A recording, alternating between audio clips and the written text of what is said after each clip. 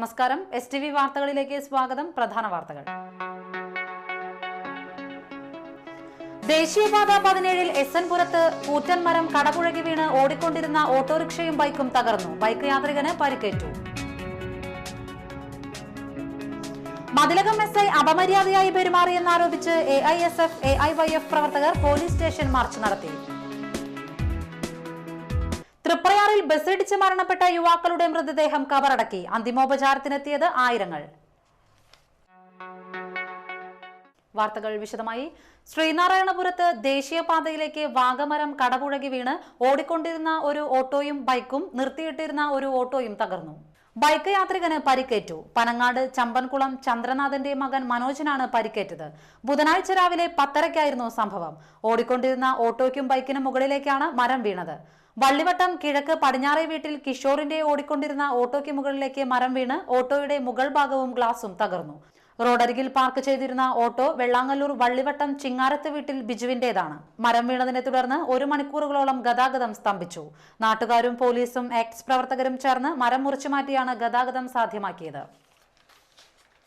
മുതിർന്ന പൗരന്മാരുടെ പ്രശ്നങ്ങളും അവരുടെ സംരക്ഷണത്തിനുമായി മതിലകം പോലീസിന് കീഴിൽ കെയർ കമ്മിറ്റി രൂപീകരിച്ചു. പൗരന്മാരുടെ ജീവനും സ്വത്തിനും സംരക്ഷണം നൽകുന്നതോടൊപ്പം തന്നെ ആരോഗ്യകരമായ ഒരു സാമൂഹിക സൃഷ്ടി കൂടി, അതിൻ്റെ ചുമതല കൂടി പോലീസിന് കൈവന്നിരിക്കുന്നു. അതിൻ്റെ ഭാഗമായിട്ട് ഓരോ പോലീസ് സ്റ്റേഷനിലും കെയർ എന്ന വളണ്ടിയർ കമ്മിറ്റി, ആ കമ്മിറ്റിയാണ് ഇപ്പോൾ നിങ്ങളിവിടെ കണ്ടത്, കെയർ എന്ന വളണ്ടിയർ കമ്മിറ്റി രൂപീകരിച്ചിട്ടുണ്ട്.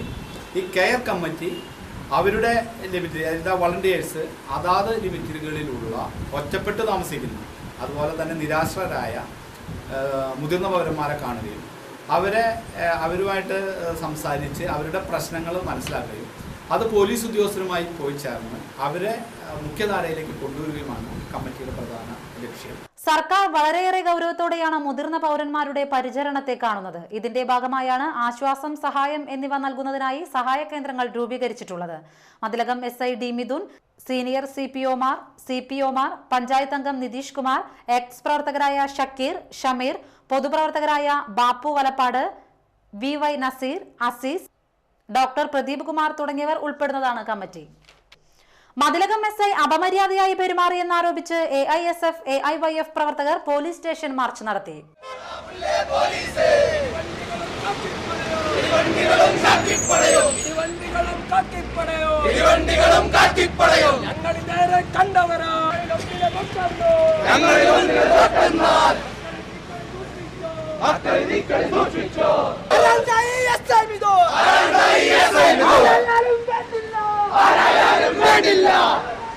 SN പുരം സെന്ററിൽ നിന്ന് ആരംഭിച്ച മാർച്ച് പോലീസ് സ്റ്റേഷന് മുന്നിൽ വെച്ച് പോലീസ് തടഞ്ഞു. തുടർന്ന് നടന്ന പ്രതിഷേധ യോഗം AIYF ജില്ലാ പ്രസിഡന്റ് P മണി ഉദ്ഘാടനം ചെയ്തു.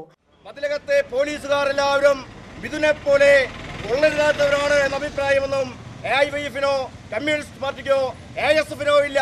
എന്നാൽ ഈ പോലീസ് സേനയ്ക്ക് അപമാനമായി മാറിക്കഴിഞ്ഞിരിക്കുകയാണ് ഈ SI എന്ന കാര്യത്തിൽ ഒരു സംശയമില്ലാത്ത കാര്യമാണ്. ഇത് AISF-നോ AIYF-നോ മാത്രമുണ്ടായ അനുഭവമല്ല. വ്യാപാരി സുഹൃത്തുക്കൾ ഒന്നടങ്കം ഒരു ദിവസം ഈ പഞ്ചായത്തിനകത്ത് ഹർത്താൽ ആചരിക്കുന്ന ഒരു സംഭവത്തിന് അടിസ്ഥാനമായി പ്രവർത്തിച്ചത് ഇദ്ദേഹമാണ്. DYFIയുടെ പ്രവർത്തകരെ അകാരണമായി മർദ്ദിച്ച സംഭവവും ഇതിനു മുമ്പ് ഇവിടെ ഉണ്ടാവുകയുണ്ടായി.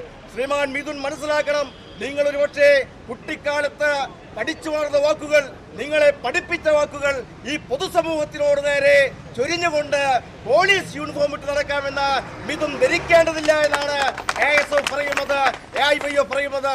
പോലീസ് മേധാവികളോട് ഞങ്ങൾക്ക് ഒരു അഭ്യർത്ഥനയുണ്ട്.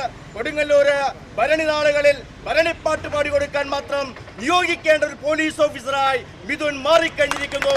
ഒരിക്കലും AIYF മണ്ഡലം ജോയിന്റ് സെക്രട്ടറി PA താജുദ്ദീൻ അധ്യക്ഷത വഹിച്ചു. BG വിഷ്ണു, VS ദിനൻ, ബിനോയ് എന്നിവർ സംസാരിച്ചു. കൊടുങ്ങല്ലൂർ CI M സുരേന്ദ്രന്റെ നേതൃത്വത്തിലുള്ള പോലീസ് സംഘം സ്ഥലത്തുണ്ടായിരുന്നു. ദേശീയപാത 17 വികസനത്തിന്റെ ഭാഗമായി ഭൂമി, വീട്, കെട്ടിടങ്ങൾ, കച്ചവട സ്ഥാപനങ്ങൾ എന്നിവ നഷ്ടപ്പെടുന്നവർക്കായുള്ള നഷ്ടപരിഹാരവും പുനരധിവാസവും ഉറപ്പുവരുത്തിയ ശേഷമേ ഭൂമി ഏറ്റെടുക്കൽ നടപടികൾ ആരംഭിക്കാൻ പാടുള്ളൂ എന്ന് CPIM നാട്ടിക ഏരിയ കമ്മിറ്റി ആവശ്യപ്പെട്ടു.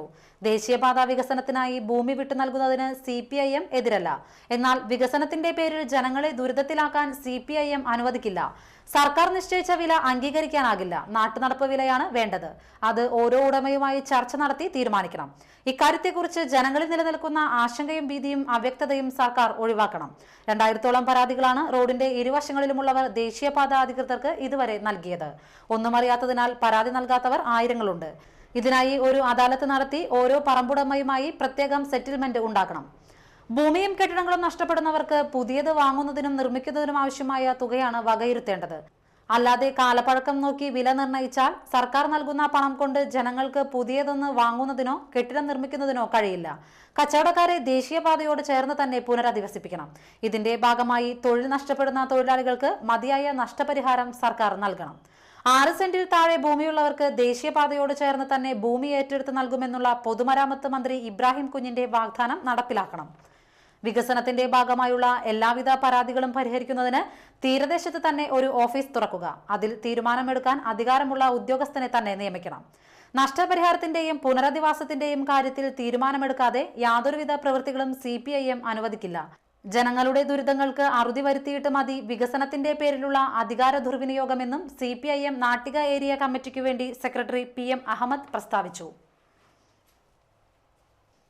സുനാമി ദുരന്തത്തിന്റെ 8ാമത് വാർഷികം വലപ്പാട് പഞ്ചായത്ത് ഹാളിൽ ആചരിച്ചു. ഗീതാഗോപി MLA ഉദ്ഘാടനം ചെയ്തു. വലപ്പാട് പഞ്ചായത്ത് പ്രസിഡന്റ് ബീന അജയ് ഘോഷ് അധ്യക്ഷയായി. Thalikkulam block panchayat president K Dileep Kumar, panchayat പ്രസിഡന്റുമാരായ അനിൽ പുളിക്കൻ, PI ഷൌക്കത്ത് അലി എന്നിവർ പങ്കെടുത്തു.